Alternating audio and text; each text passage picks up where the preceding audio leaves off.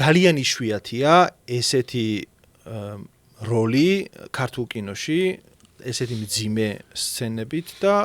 მსახიობი რომ მოერიოს ამას და აი მართლა რომ ცხარაცრემლებით ატიროს მაყურებელი. და მინდა რომ გაიხსენოთ ეს ნუსასკოლის გადაღებები. ახლა ბედნიერება იყო მე გოგოჩაშვილთან მუშაობა და მე სიამაყით ვიყავი აბსოლუტურად და მე ერთ-ერთი მე თვითონ როლი იყო ისეთი შვილმკვდარი მოუკლავენ ომში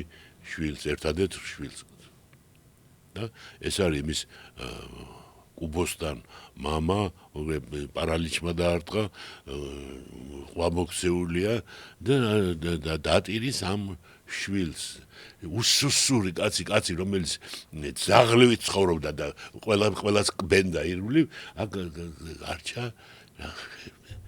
დაცლილი ფოთოლ ჩამოხრილი შემოდგომა მოლეული ხე რაღაცა ისეთი რა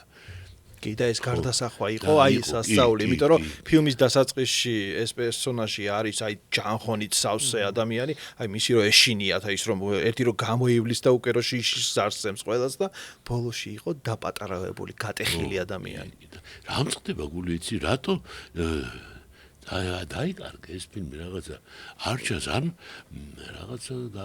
აჩვენონ რა. არ არის ეგ ცუდი ფილმი. საინტერესო ფილმია ძალიან. თემატიკაც ეხა შიგნით ბავშვების თემა ეს არის აი ეს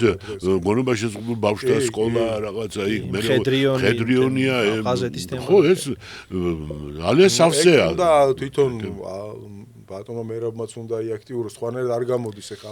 სამწუხაროდ ხდება ხოლმე რომ კარგი ფილმები გამოდის ცუდ დროს ესეც ხდება ხოლმე ჰოლივუდში ხდება ხოლმე ბევრი ყოფილა კარგი ფილმი გამოსულა და ის იმ წელს არ გამოვიდა როცა უნდა გამოსულიყო და მერე წლების შემდეგ შეიძინა ღირებულება